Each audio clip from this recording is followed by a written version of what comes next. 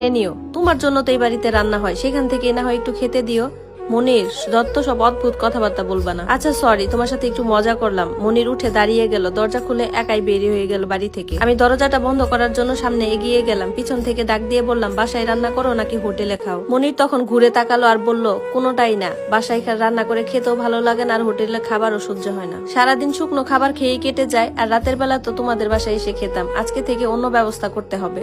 মনির এরপর সিঁড়ি বেয়ে নিচে চলে গেল, আমিও আমার রুমে গিয়ে দরজা লাগিয়ে দিলাম। প্রায় ঘন্টাখানেক পর বাবার রুম থেকে বাবার চিৎকারের আওয়াজ পেলাম। বাবা বলতেছে জোরে জোরে, ইচ্ছে করে চাবি ফেলে রেখে গেছে, চাবি নেওয়ার বাহানা করে আবার আসবে আমার বাড়িতে।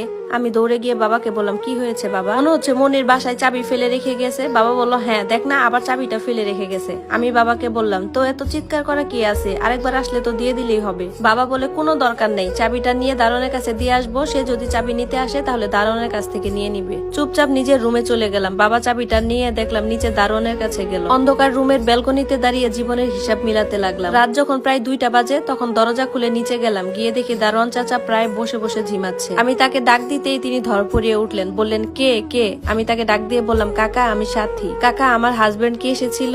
না, আসেনি। ও যদি এখানে আসে তাহলে বলবেন আগামীকাল সকালে আমি ওর সাথে চলে যাব, ও যেন এখানে উপস্থিত থাকে। আর তাকে বলবেন রাস্তায় যেন আপনার এখানে দাঁড়িয়ে থাকে, বাসায় যেন না ঢোকে। কাকা তখন বলল, আচ্ছা ঠিক আছে।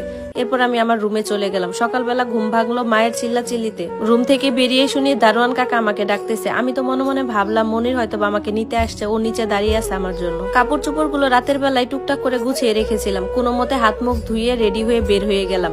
মা তখন আমাকে দেখে অবাক হয়ে গেল, পিছন থেকে মা আমাকে ডাকছে। আমি তখন মাকে বললাম, নিজের সিদ্ধান্ত নিজে নেওয়াই ভালো। এরপর আমি নিচে চলে আসলাম। নিচে এসে সবচেয়ে বড় ধাক্কাটা খেলাম। মনির আমাকে নিতে আসেনি, সে ভোরবেলা এসেছিল দারোয়ান কাকার কাছে, এসে একটা চিঠি দিয়ে গেছে। আর এই চিঠিটা দেওয়ার জন্য দারোয়ান কাকা আমাকে ডাকাডাকি করতেছিল। চিঠিতে তেমন কিছু লেখা ছিল না, শুধুমাত্র এরকম লেখা ছিল, অনেক দিনের ইচ্ছা ছিল ব্যস্ত শহরের কোলাহল ছেড়ে কোনো এক নদীর চরে কিংবা জঙ্গলে ঘুরে ঘুরে বেড়াবো। আজ সেই ইচ্ছা পূরণ করার উদ্দেশ্যে চললাম। বাসার সবকিছুই তোমার নিজের হাতে গড়া, তুমি সবকিছু গ্রহণ করে নিও। আমার একটাই আফসোস, তুমি কেন আমার সাথে এমনটা করলে? সেই উত্তরটা আমার এখনো অজানা। তখন মা এসে আমার হাত ধরে বলল, আমি তো ইচ্ছে করে মনিরকে নির্লজ্জ বলিনি মা। ওই সময় তো আমি রাগের মাথায় বলেছিলাম, তুই এই বাড়ি ছেড়ে যাস না মা, মনির দেখবি ঠিকই তোর জন্য এখানে ফিরে আসবে। আমি তখন খুব ঠান্ডা মাথায় মাকে জবাব দিলাম, মনির ফিরে আসুক বা না আসুক, আমি আর এক মুহূর্ত তোমাদের বাড়িতে থাকবো না।